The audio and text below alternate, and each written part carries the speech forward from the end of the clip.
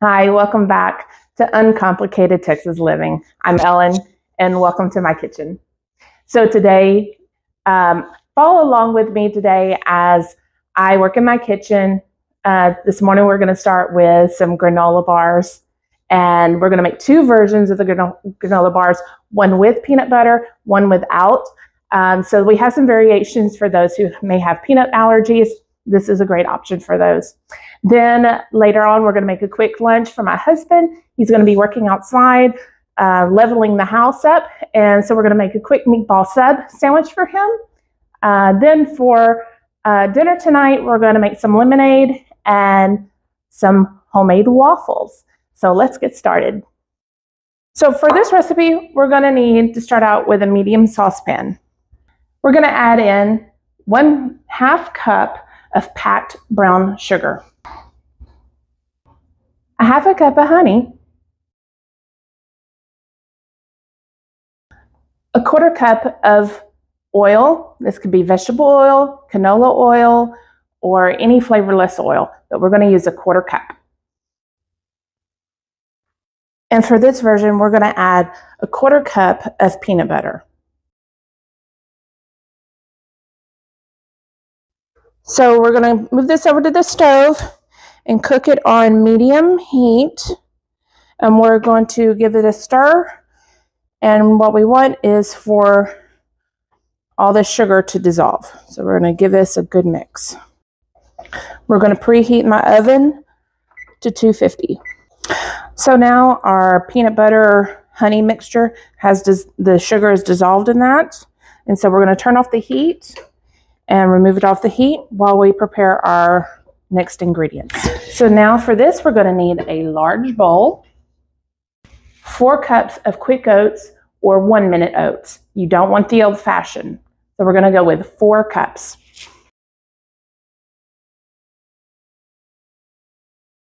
Next, we're going to go in with a 1/4 teaspoon of salt, a teaspoon of ground cinnamon, 1 tablespoon of flaxseed meal. This is optional. You don't have to use it, but it adds extra fiber. 1 tablespoon of chia seeds. Again, this is optional, but if you want to add a little bit of fiber to your granola bars, this is the way to go.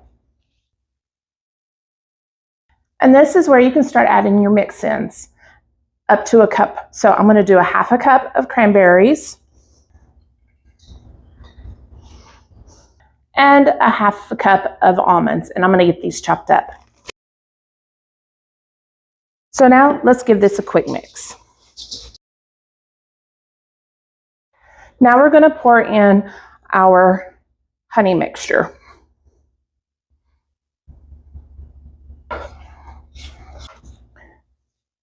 Stir to combine.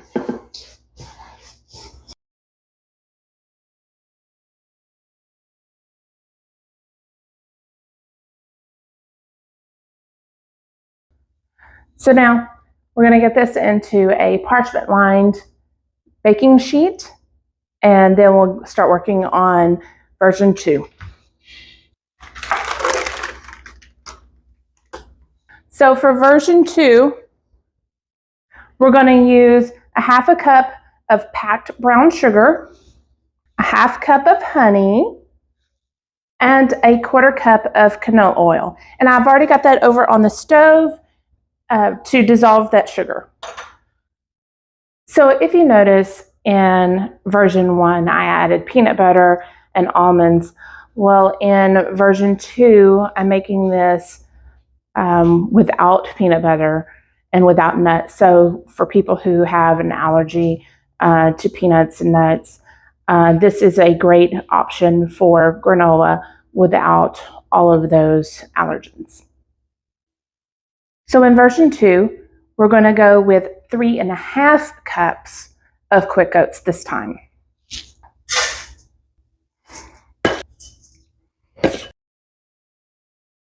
A 1/4 teaspoon of salt, a teaspoon of cinnamon,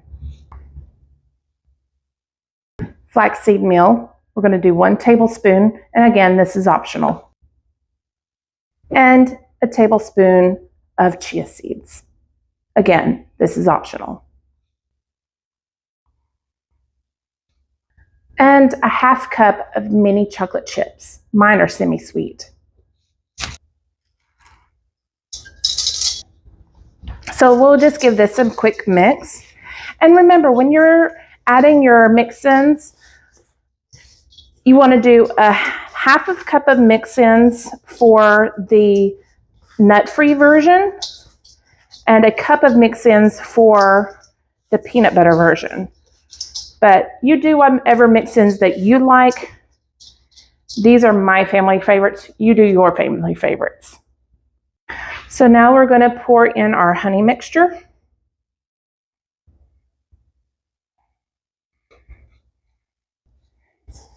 And we'll give this a quick stir.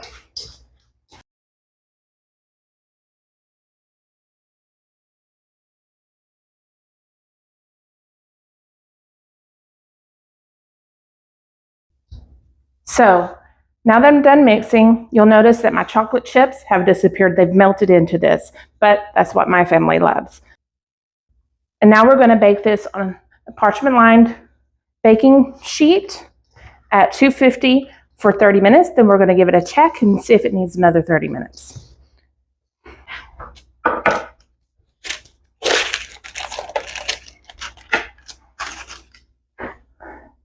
Now we're going to let these cool, and then we're going to cut them. Now I'm going to start on my husband's lunch. I'm just going to whip up some meatball subs for him. And I've got these Italian sausage links that I'm going to just peel the casing off of them and make meatballs. Take the casings off the sausage and then just break it up into big chunks. You don't have to make them into perfectly round meatballs. I like it more rustic looking when I cook. And so I'm just going to chunk these up and get these browned up in my pan over medium heat. Get a nice browning on all sides of the meatballs. And then I'm going to add in some leftover pasta sauce that I had on hand from the other night. Trying to use up what I have in my fridge. And then I'm going to toast up some hoagie rolls that I bought from our discounted bakery nearby. These are great. And get these brushed with some butter, get them nice and toasted. And then we're going to serve these up. I'm going to top the meatballs with some cheese. And here you go. Here is our plated meatball subs. So I'm cutting my granola into pieces. So this one I got 12 pieces out of it. You can make them, sometimes I get as many as 15 depending on how thin I roll out my granola. But how thick you like it is totally your preference. And for smaller mouths, you can even cut them down even further, maybe here and here to make it go further. So here we go. Here's our granola. And this one broke, but you can see nice and crumbly.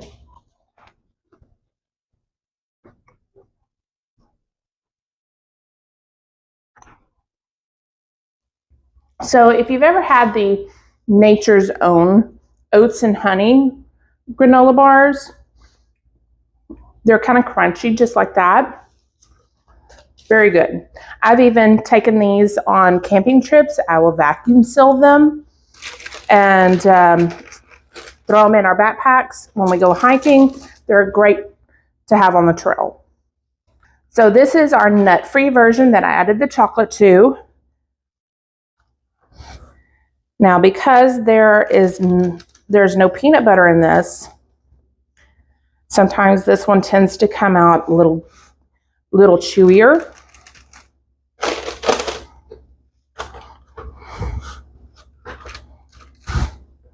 And I like to cut the chocolate ones into squares.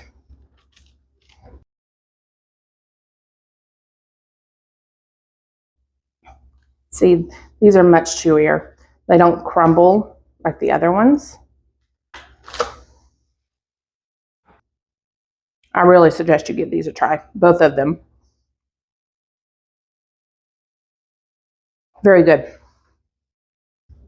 So for our next recipe, we're going to be making some lemonade. Now, my kids love this stuff.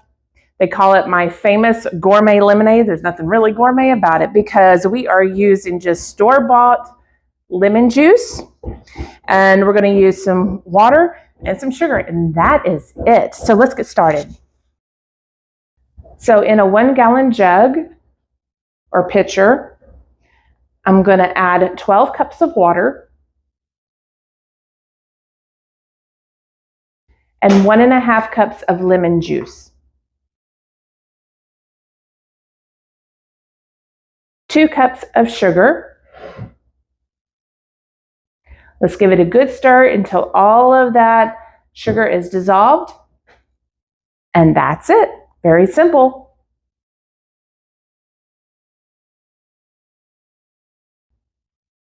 So now we're going to be making some homemade waffle mix. This is my recipe for a homemade waffle mix. And what I do is I make it in bulk. I'm getting low, and tonight we're going to do breakfast for dinner. I need to restock this real quick so that when I make waffles, I also make them in bulk. So we're going to get started on this and make us up some waffles. So to my mixing bowl, I'm going to add 4 cups of flour. And 4. And then we're going to do 1 cup of sugar, 4 teaspoons of baking powder, and 1 teaspoon of salt. So you can leave these plain as is. They're great just like this, or you can add cinnamon like I do and make cinnamon waffles. So I'm going to add 4 teaspoons of cinnamon. And we'll give this a quick whisk. So to make my waffles, I use a cup of this mix, a cup of milk, 2 eggs, and 2 tablespoons of oil, and I'll mix that up. Now, sometimes to give my kids a little treat, I'll add in some chocolate chips after I've made my batter. So now I'll bring in my bowl and pour all of this into my container that I keep for my mix. And now this is ready to make waffles for tonight. So to make the waffles, we're going to use 1 cup of the mix that I just made, 1 cup of milk, 2 tablespoons of a flavorless oil. I'm using vegetable oil. You can use canola oil, vegetable oil, grapeseed oil.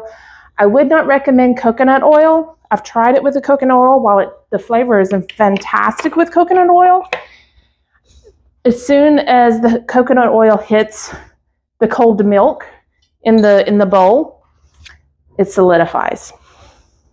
So now I have 2 eggs. I'm going to slightly beat them.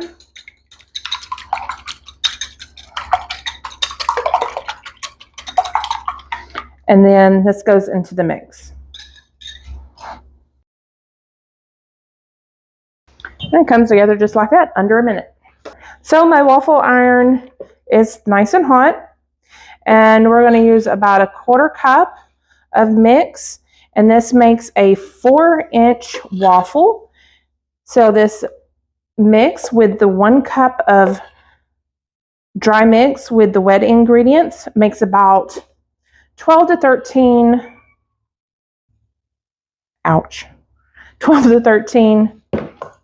waffles. All right, so these are nice and golden. And we are going to pull these out. Check them, how beautiful is that? And if you find that your waffles stick a little bit, like this one did, just put it in a little cooking spray, and you'll be good to go. So sometimes I give my kids a little treat with their waffles by adding some chocolate chips. And I would do this at this point. And I'll just sprinkle a little dab over them. And it makes chocolate chip waffles. They're done. Oh, look at those. So let's take these up. So yummy.